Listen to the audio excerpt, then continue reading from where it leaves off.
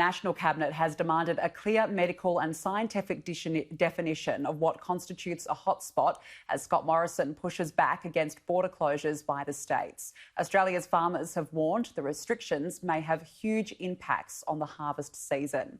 Joining me now live to discuss is Campaign Manager at BEEFitUP Australia, Anita Donlon. Anita, good afternoon. Thank you for joining me. Thank you for having me. Is it disappointing that the states were unable to strike a deal during yesterday's National Cabinet on the matter?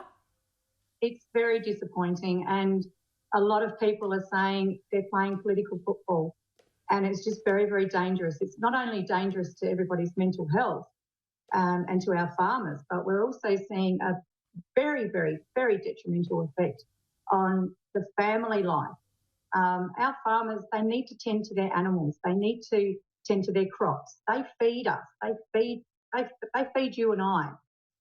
Listening to what one farmer was telling me, and I'm sure all of your viewers have seen him right across the whole media spectrum, telling him to fly hay from Victoria to New South Wales, quarantine it just so he can feed his sheep in Houston.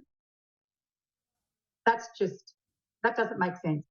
That is just ludicrous. And it just goes to show in this particular situation how disconnected our politicians are right across New South Wales and Victoria. We're also hearing very, very sad stories right down to the South Australian border.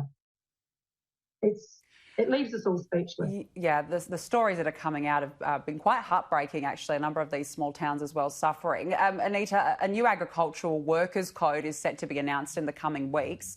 Do you think that this will help, and what do you hope that this looks like? Well, look, something has to be done to allow our primary producers to allow them to go over the border regardless where they are from. When a farmer purchases a property, they purchase it because of the merit of the property and how it will fit their business model. They don't buy it because it's just next door. So we've got situations where we have cattle that are calving. We have sheep that need shearing.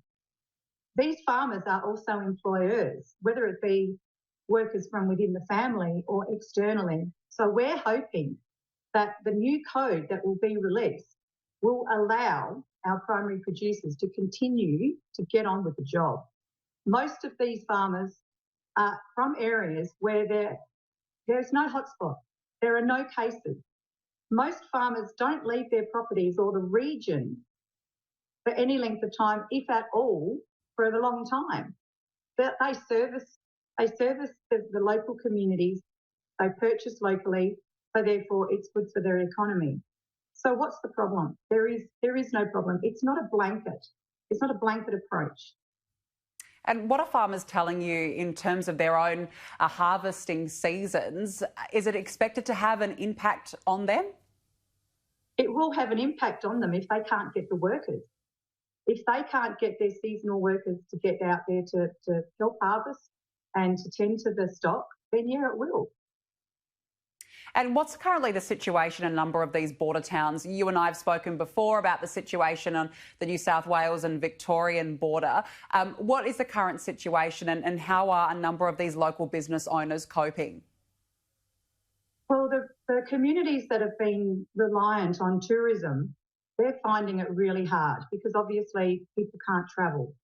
And people that are travelling through from across the border to another state for their recreational holiday or even the grey nomads, they are feeling it. But it's also the fact that there's the fear-mongering that is going on. A lot of, particularly the elderly, they don't understand the language that Mr Andrews has used in regards to the lockdown 4 and the lockdown 3. It is not clear enough. So what we're seeing with the businesses is they're not only struggling financially, but they're also having to educate the community. On the other hand, we're actually seeing people from the lockdown 4 area being very disrespectful to our rural mates and our rural communities and coming into those communities. So my message to everybody in Melbourne is stay in Melbourne. If you have to stay there, stay there. We're all missing out on seeing our families. We're missing out on on seeing our local businesses prosper, just stay home. And also, I mean, a number of these small towns as well, Anita, they've had no COVID-19 cases reported. Do you think that that it's a very city-centric policies that are being implemented? Look, you're spot on with that one. The city-centric policies are not working, and we've actually hearing it everywhere. There should be a 3-tier system to this lockdown. There should be, number one is the metropolitan, city and metropolitan. The second one is regional. So you're looking at, the Bendigos, the Geelongs and so forth. Then you've got your rural. Every community should be looked at a case-by-case basis. Every community should be looked at every day as to whether or not there's been any cases reported. And then those lockdown areas should be therefore reviewed. Well, fingers crossed, Anita, there is some sort of a resolution as soon as possible for a number of these people in the communities. Anita Donlon, appreciate your time. Thank you for joining me. Thank you.